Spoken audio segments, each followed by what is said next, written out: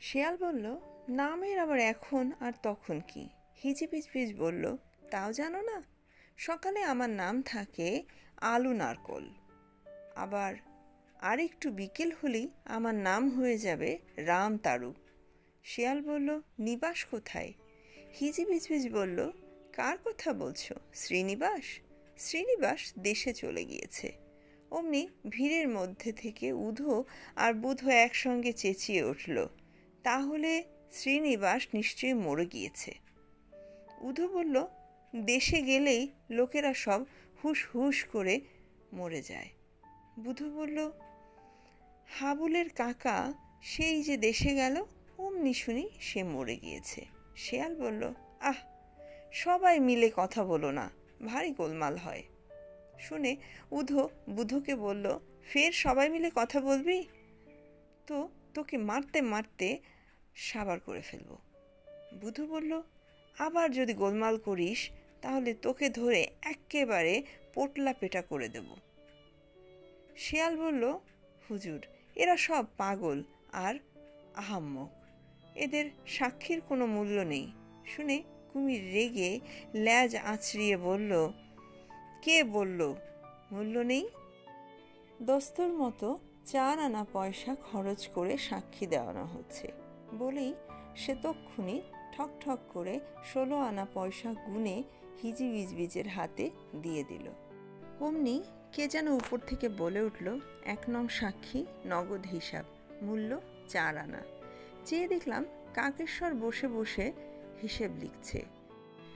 শেয়াল আবার জিজ্ঞাসা করল, তুমি এ বিষয়ে আর কিছু জানো কি না? হিজিবিজবিজ খানিক ভেবে বলল, শেয়ালের বিষয়ে একটা গান আছে, সেইটা জানি। শেয়াল বলল, কি গান শুনি? হিজিবিজবিজ সুর করে বলতে লাগলো, আয় আয় আয়, শেয়ালে বেগুন খায়, না তেল আর নুন কোথায় পায়?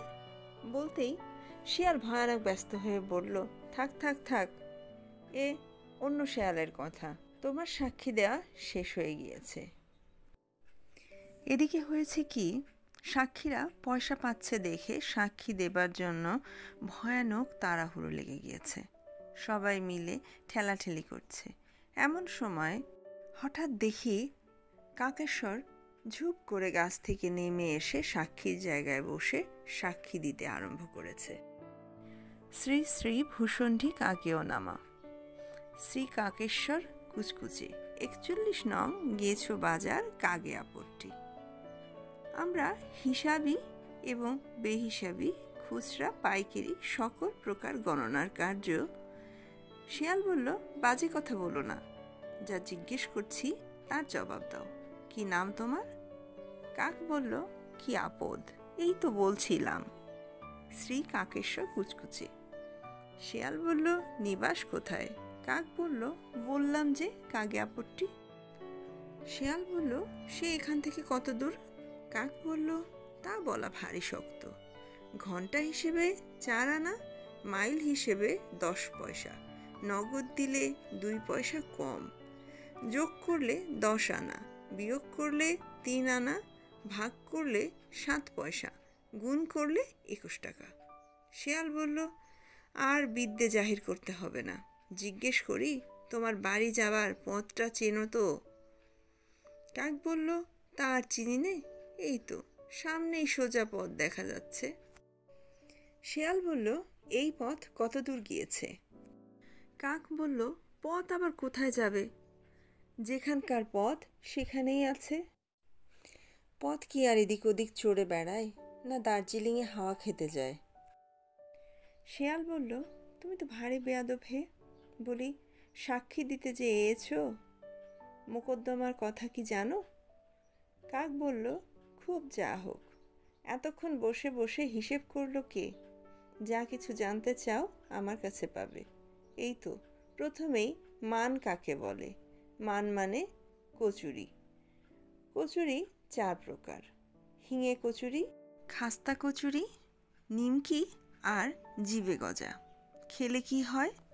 খেলে শেয়ালদের গলা কুটকুট করে, কিন্তু কাগেদের করে না।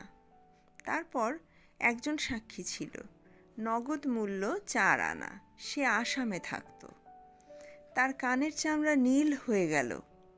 তাকে বলে কালাজ্বর। তারপর একজন লোক ছিল, সে সকলের নামকরণ করত।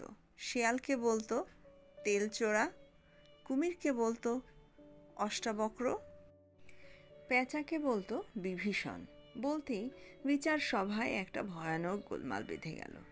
কুমির হঠাৎ ক্ষেপে গিয়ে টপ করে কোলা ব্যাঙটাকে খেয়ে ফেলল। তাই দেখে ছুঁচোটা কিচ কিচ করে ভয়ানক চেঁচাতে লাগলো। শিয়াল একটা ছাতা দিয়ে হুস করে কাকেশ্বরকে তাড়াতে লাগলো। পেঁচা গম্ভীর হয়ে বলল, সবাই চুপ করো, আমি মোকদ্দমার রায় দেব। এই বলেই কানে কলম দেওয়া খরগোশটাকে হুকুম করলো, যা বলছি লিখে নাও, মানহানির মোকদ্দমা, 24 নম্বর, ফরিয়াদি সজারু, আসামি দাঁড়াও, আসামি কই? তখন সবাই বলল, ওই যা, আসামি তো কেউ নেই। তাড়াতাড়ি ভুলিয়ে ভালিয়ে ন্যাড়াকে আসামি দাঁড় করানো হলো। ন্যাড়াটা বোকা, সে ভাবলো আসামিরাও বুঝি পয়সা পাবে, তাই সে কোনো আপত্তি করল না। হুকুম হলো ন্যাড়ার 3 মাস জেল আর 7 দিনের ফাঁসি। আমি সবে ভাবছি এরকম অন্যায় বিচারের বিরুদ্ধে আপত্তি করা উচিত। এমন সময় ছাগলটা হঠাৎ ব্যাকরণ সিং বলে পেছন থেকে তেড়ে এসে আমায় 1-2 মারল। তারপরে আমার কান কামড়ে দিল। অমনি চারিদিকে কীরকম সব ঘুলিয়ে যেতে লাগলো। ছাগলটার মুখটা ক্রমে বদলিয়ে শেষটায় ঠিক মেজো মামার মতো হয়ে গেল। তখন ঠাউর করে দেখলাম মেজো মামা আমার কান ধরে বলছেন, ব্যাকরণ শিখবার নাম করে বুঝি পড়ে পড়ে ঘুমানো হচ্ছে। আমি তো অবাক। প্রথমে ভাবলাম বুঝি এতক্ষণ স্বপ্ন দেখছিলাম, কিন্তু তোমরা বললে বিশ্বাস করবে না, আমার রুমালটা খুঁজতে গিয়ে দেখি কোথাও রুমাল নেই। আর একটা বেড়াল বেড়ার উপর বসে বসে গোফে তা দিচ্ছিল। হঠাৎ আমায় দেখতে পেয়ে খচমচ করে নেমে পালিয়ে গেল। আর ঠিক সেই সময় বনের পেছন থেকে একটা ছাগল ব্যয় করে ডেকে উঠল। আমি বড় মামার কাছে এসব কথা বলেছিলাম, কিন্তু বড় মামা বললেন, যা যা, কতগুলো বাজে স্বপ্ন দেখে তা নিয়ে গল্প করতে এসেছে। মানুষের বয়স হলে এমন হোতকা হয়ে যায়, কিছুতেই কোনো কথা বিশ্বাস করতে চায় না। তোমাদের কিনা এখনো বেশি বয়স হয়নি, তাই তোমাদের কাছে ভরসা করে এসব কথা বললাম। শুনছিলেন সুকুমার রায়ের হযবরল। এটি একটি রম্য রচনা, বাংলা সাহিত্যের ননসেন্স ধারার একটি শ্রেষ্ঠ রচনা। রচনাটির শৈল্পিক সৌন্দর্য এবং তাৎপর্য বোঝাতে যেয়ে অনেকে অনেকভাবে এটাকে ব্যাখ্যা করেছেন। আমি জানি না আপনাদের কাছে কেমন লেগেছে, তবে গল্পটি পুরো পড়ার পর আমার কাছে খুব ভালো লেগেছে।